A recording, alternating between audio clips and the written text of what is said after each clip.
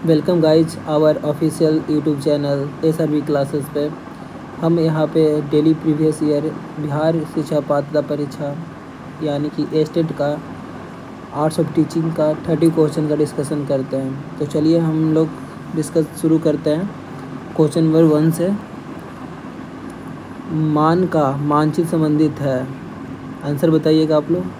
बोध समझ बढ़ाने की तकनीक से साहसिक कार्यों की क्रिया योजना से, मान का चित्र बनाने से, मन की क्रियाशीलता पर अनुसंधान से। आंसर कौन सा होगा?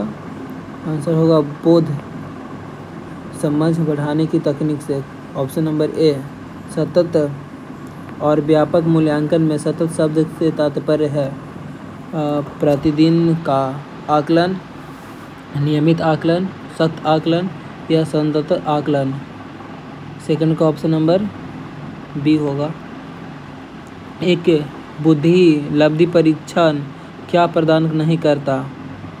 एक उच्च परीक्षण, पुनः परीक्षण, विश्वसनीयता, व्यवहार का अच्छा सूचक, उच्च आंतरिक संगतता, उच्च वैधता। 3 का बी। निम्नलिखित में से किनको मुक्त प्रगति शिक्षा पर आधारित मीर मंबका स्कूल विचारधारा का प्रतिपादक कहा जाता है?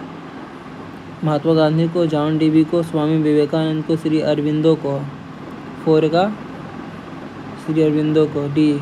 निम्नलिखित में से एक शिक्षक को पाठ योजना के परिचयात्मक अंश में छात्रों से क्या अपेक्षा रखनी चाहिए? अभिहंसात्मक कार्य, अभिक्षमता विकसित करना, ध्यान आकर्षित करना, कौशल विकास करना। 5 का सी। ध्यान आकर्षित करना। प्रतिभाशाली होने के संकेत निम्नलिखित में से कौन से नहीं है? विचारों में सृजनात्मकता, दूसरे के साथ लड़ना, अभिव्यक्ति में अनूठापन, कौतूहल।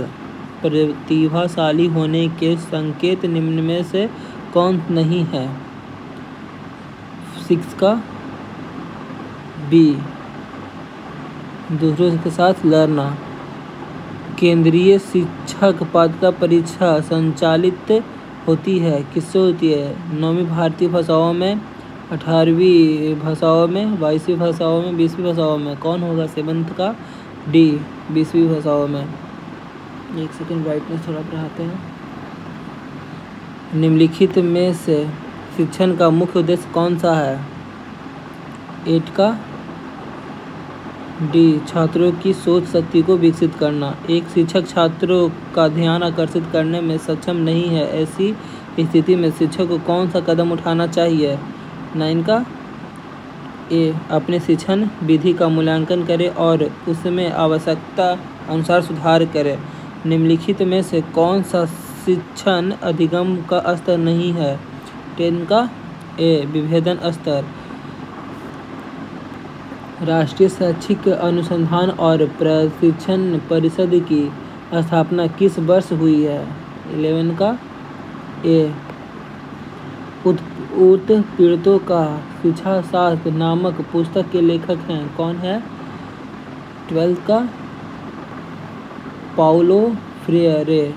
बच्चों की सीखने की प्रक्रिया में माता पिता को भूमिका निभानी चाहिए। कैसी भूमिका निभानी चाहिए? अग्रोन्मुखी। दिसंबर 2018 में प्रथम रेलवे विश्वविद्यालय की स्थापना कहाँ हुई थी? 14 का बड़ोदरा में। एक शिक्षक का प्राथमिक कार्य है, क्या कार्य है? छात्रों का मार्गदर्शन करना और सीखने के लिए प्रेरित करना। निम्नलिखित कथनों में से कौन सा कथन सत्य है? 16 का ए। पाठ्यक्रम प्राचार्य का संलग्न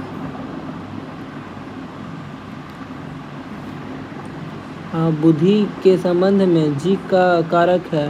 17 का सी। मानसिक योग्यता को मापने की एक समान शब्दावली। जब एक ही उम्र के बच्चे उपस्थित क्षमताओं, स्वभाव, रुचियों एवं अन्य चीज़ों के योग्यता में बहुत भिन्न होते हैं, तब इस संबंध में स्कूल की क्या भूमिका होती है? अनुसूचित करना कि प्रत्येक बच्चे को उसकी क्षमता के अनुसार विकसित होने का अवसर मिले। सीखने के अंतर्दृष्टि सिद्धांत को किसने बढ़ावा दिया? 9 का ए गेस्टल सिद्धांतवादी ने। क्वेश्चन नंबर 20, निम्नलिखित में से कौन ड्रिल एवं प्रैक्टिस विधि का सबसे प्रचलित रूप है? 20 का सी अनुभवात्मक अनुदेश। निम्नलिखित में से किस स्थिति में विचार विमर्श विधि उपयोगी है? 21 का डी सभी परिस्थितियों में। मीन्स विषय बहुत ही सरल हो, विषय थोड़ा कठिन हो, विषय बहुत ही कठिन हो। निम्नलिखित में से किस विधि से परिसंवाद के संबंध करके देखा जा सकता है? 22 का बी परिचर्चा विधि। क्वेश्चन नंबर 23, मॉन्टेसरी का नाम निम्न में से किससे जुड़ा है? मॉन्टेसरी का नाम किससे जुड़ा है? 23 का प्री स्कूल से। बहुविकलांगता का अर्थ है क्या है? 24 का विकलांगता से अधिक। जिला शिक्षा और प्रशिक्षण संस्थान निम्न की संतुलित के बाद अस्तित्व में आए। 25 का सी शिक्षा पर राष्ट्रीय नीति को 1986 की संस्तुति। डिस्लेक्सिया निम्न में से किसके साथ जुड़ा हुआ है?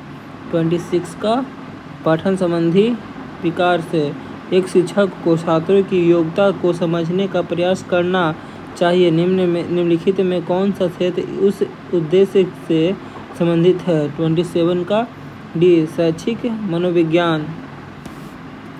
निम्नलिखित में से किस कक्षा या कक्षाओं के विद्यार्थियों के लिए सूक्ष्म शिक्षण सबसे अधिक उपयोगिता है? 28 का डी उपरोक्त में से कोई नहीं। सूक्ष्म शिक्षण तकनीक प्रयोग की जाती है, किससे की जाती है? 29 का सी विशिष्ट शिक्षण कौशलों से। अब यहाँ 32 निम्नलिखित प्रश्न को लुप्त संख्या का पता करें। ये मैथमेटिक्स का हो गया क्वेश्चन है।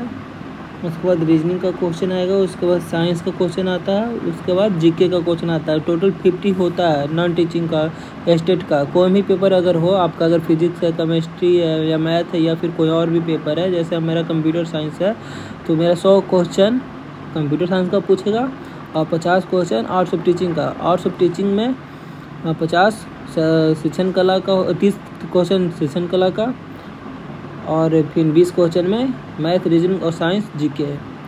तो बने रहिए अगले चैनल पे। आप नए चैनल पे हैं तो लाइक शेयर सब्सक्राइब जरूर कीजिएगा।